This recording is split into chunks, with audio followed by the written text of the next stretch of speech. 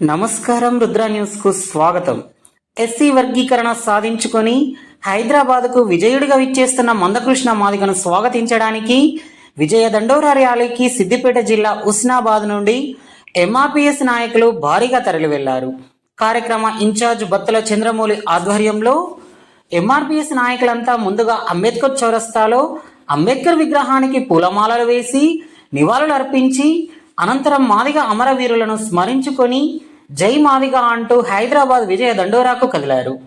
ఈ కార్యక్రమంలో ఎంఆర్పీఎస్ నాయకులు, సీనియర్ నాయకులు, కుల బాంధవ్యులు తదితరులు పాల్గొన్నారు.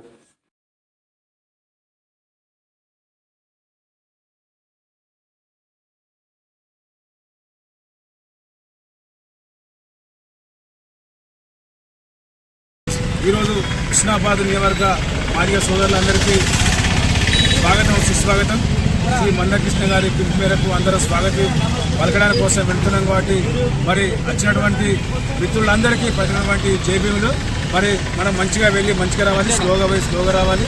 మరి దయచేసి మనం నిదానంగా పోయి నిదానంగా రావాలి. జేబీ గత 30 సంవత్సరాలుగా ఎంఆర్పీఎస్ పోరాటం ద్వారా సాధించుకున్న ఏబిసిడి వర్గీకరణను సుప్రీంకోర్టులో మనం విజయం సాధించుకున్న సందర్భంగా ఈరోజు విజయ శంకరరావ సభను జయప్రదం చేయడానికి మాదిగలంతా హుస్నాబాద్ నియోజకవర్గం నుండి తరలి వెళ్ళడానికి హుస్నాబాద్ అంబేద్కర్ చౌరస్తా నుండి ఈరోజు వెళ్ళడం జరుగుతూ ఉన్నది. మనం సాధించుకున్న ఏబిసిడి వర్గీకరణను ప్రతిఫలాలన్నీ ఉపకులాలకు చెందాలని, మన మాదిగలకు చెందాలని చెప్పి, ఎవరి మాట వారికి చెందాలని చెప్పి ఏబిసిడి వర్గీకరణ ద్వారా మనం సాధించుకున్న ఈ విజయాన్ని మన మందకృష్ణ మాదిగ గారికి మనం స్వాగతం తెలపడానికి, ధన్యవాదాలు తెలపడానికి ఈరోజు హైదరాబాద్కు జైబీ సుప్రీంకోర్టు ద్వారా తీసుకురావడం జరిగింది. ఆ పోరాట ఫలితమే ఈరోజు మనం అందరం కూడా స్వాగతించాలి. ఎందుకంటే మన ఎంఆర్పీఎస్ వ్యవస్థాపక అధ్యక్షులు మందకృష్ణ మాదయ్య గారు ఎన్నో పోరాటాలు చేయడం జరిగింది, ఎన్నో అణచివేతకు గురి కావడం జరిగింది. వాటన్నిటికీ ఫలితం ఈరోజు సుప్రీంకోర్టు తీసుకురావడం జరిగింది. దాని ఫలితాలు మాదిగ సమాజం మరియు ఉపకులాలు 59 ఉపకులాలు కూడా వాటన్నిటి కూడా స్వాగతించాలి. వాటి కోసం ఏమైనా అడ్డంకులు వచ్చినా కూడా ఖచ్చితంగా మనం ముందుండి ఆ పోరాటాన్ని మనం చేయవలసి ఉంటుంది. మందకృష్ణ గారికి ఎప్పటికీ కూడా అండగా ఉండాలని మనస్ఫూర్తిగా కోరుకుంటూ ఈరోజు ఢిల్లీ నుంచి వస్తున్న మా అన్నగారికి ఘనంగా స్వాగతం పలకడానికి హుస్నాబాద్ నియోజకవర్గం తరఫున మాదిగ కుల ఉపకులాలు అందరం కూడా కలిసి వెళ్ళడం జరుగుతుంది. జై భీమ్. ఈరోజు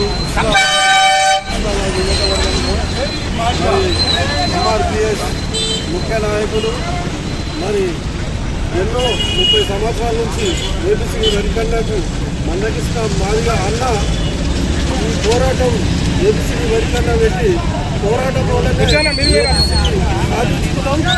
దానికి పూర్తి స్థాయిలో మరి ముఖ్యమంత్రి రేవంత్ రెడ్డి కానీ మరి ప్రధానమంత్రి నరేంద్ర మోడీ కూడా మరి చాలా మంది పెద్దలు ఏబిసిడి వర్గీకరణకు అనుకూలంగా మద్దతు ఇస్తున్నారు. కాబట్టి రాబోయే రోజుల్లో వెంటనే ఏబిసిడి అమలుకు వచ్చి మరి ఈ విద్యార్థులకు కానీ ఎవరికి కానీ ఉద్యోగాలు దొరకాలంటే మరి ఏబిసిడి వర్గీకరణ జరుగుతూనే ఈ పని ముఖ్యంగా మరి జాబులు కానీ వస్తాయి. కాబట్టి దయచేసి మరి ఎవరే కానీ ఏ పార్టీలు ఉన్నోళ్ళు కానీ ఇప్పుడు మాల సోదరులు కానీ మరి వేరే కులపోలు కానీ మా ఏబిసిడి వర్గీకరణకు మరి వాళ్ళు మాకు అన్యాయం జరుగుతుందని చాలా బాధపడుతున్నారు.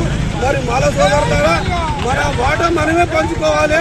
మనం ఎవరి వాటా వాళ్ళు పంచుకున్నదానికే ఏబిసిడి వర్గీకరణ ఎవరి నోటికాడి బుక్క ఎవరు గుంజుకునేది లేదు.